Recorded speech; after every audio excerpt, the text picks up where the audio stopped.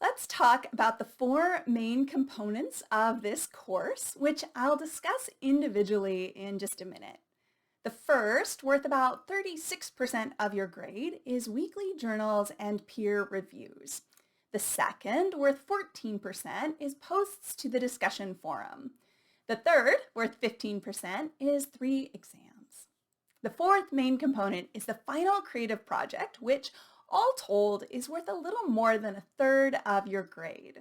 There is also the opportunity to complete optional extra credit worth up to an extra 5% on top of your final grade. Let's look at each of these components in detail. The first is weekly journals and peer reviews, and you've already started your first one. Journal entries and peer reviews are a way to have a virtual discussion in the absence of a real-time physical classroom. They allow you the opportunity to respond to questions I pose during the lecture videos and in the peer review process to see your classmates' responses. You'll submit journal entries and peer reviews most weeks.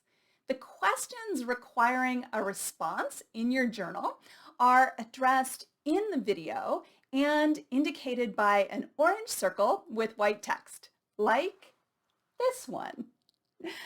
I suggest that you open a word processing document and leave it open while you watch each week's videos so that you can save your work as you go along. For each prompt, include the full text of the question in bold typeface before responding thoughtfully and creatively in your own words. For ease of reading, responses should be single-spaced, and you should include one blank line between the end of your response and the text of the next prompt. Journals are graded according to a rubric on completion of the assignment, the length of responses, and the quality of responses. The important thing is demonstrating your thoughtful engagement with the material, not copying someone else's ideas. Be sure to do your own work. And if you do find yourself inspired to research a question, give careful credit to any sources you use. You will use that rubric to review two of your classmates' responses, assign a grade, and leave a comment, although I am the one who determines the final score. Journals, like all assignments in the course, unless otherwise noted, are due at midnight Sunday, at which point peer reviews will be randomly assigned. You'll see the notification in Canvas that they are ready. Please note that if you're late turning in your own journal assignment, you won't automatically be assigned reviews. If that happens, please just let me know and I will manually add reviews for you. Peer reviews are due by midnight Wednesday. You earn points for submitting these reviews, but I have to assign those points manually. In order to avoid having Canvas tell you you're missing the peer review assignment, even though you've completed the real reviews, you may simply enter a quick comment letting me know that you've turned it in. This is optional, but appreciated by students who don't like their Canvas to-do list unnecessarily cluttered. The second component is posts to the discussion forum. Discussion forum posts are a way to have an active discussion in virtual space. You can post to the forum as many times as you'd like, but there are 6 required forum postings. This week, you will introduce yourself to your classmates and me. In future weeks, you'll respond to a question I pose and to your classmates' responses.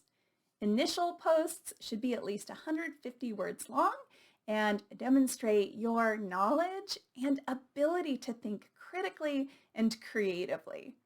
Initial posts are due by midnight Wednesday, and your substantive responses to at least 2 classmates are due by midnight Sunday. Third, we have exams. There are 3 exams through the course of the term to assess your achievement of the course objectives and learning outcomes.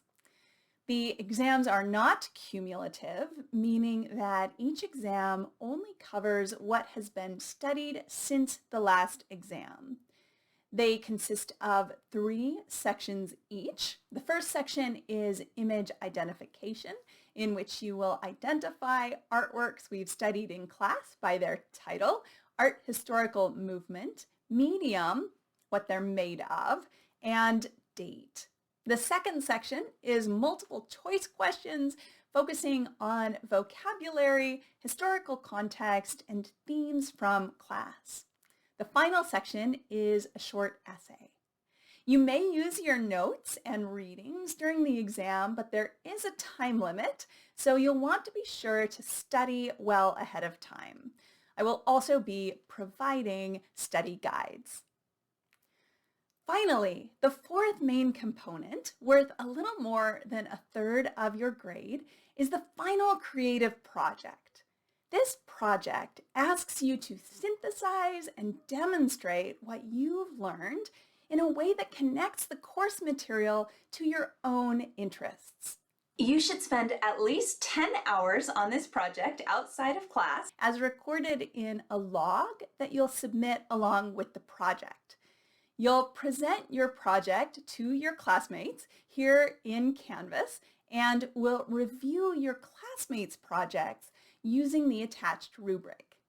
Keep in mind that you'll need to translate your project into digital format if it isn't already.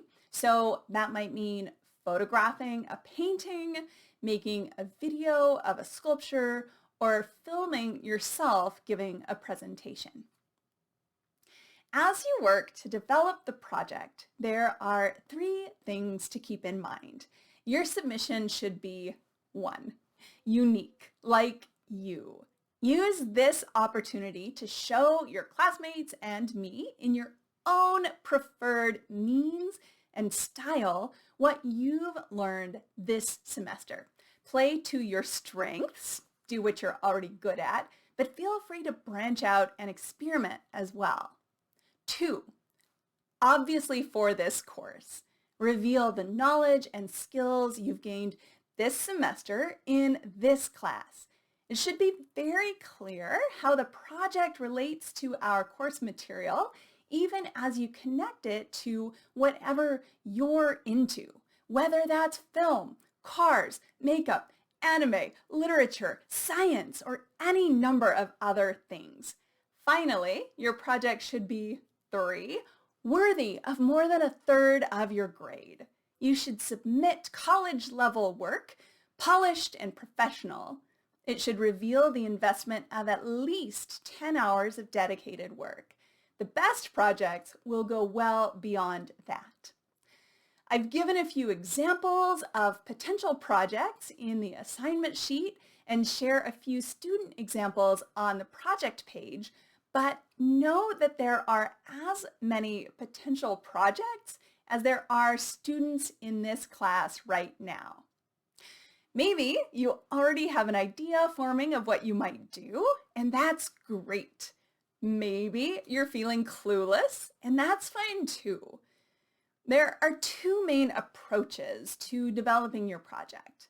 The first is thinking about what you're already into, good at, and or wanting to work on for your personal, educational, or professional benefit. If you love to write and or are developing a portfolio, maybe you base your project on writing, a research paper, a work of creative fiction, a collection of poems, or a piece of journalism. Maybe you want to be a teacher and you decide to develop a presentation that teaches this material to a particular group. Maybe you have always wanted to travel internationally and decide to develop a detailed travel itinerary to figure out the logistics of actually visiting some of the sites or objects we've studied. The second approach to developing your project is looking at our course material and letting it guide you. You might find yourself inspired by a particular movement, the Fauves, Cubism, Expressionism, medium, watercolor, oil painting, sculpture, or theme, works about war or death or feminism. I encourage you to look ahead in the readings to see what's coming up and see what you'd like to learn more about. If you're still not sure about a topic, I am here to help and am happy to brainstorm.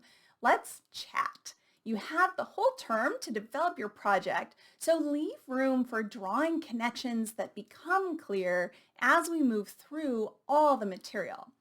With that said, do start thinking and planning early. In fact, take a minute to make another entry in your journal. Do you have any early ideas for what direction you might pursue with the project? This is informal at this point. Just jot down any thoughts or questions that may have come up.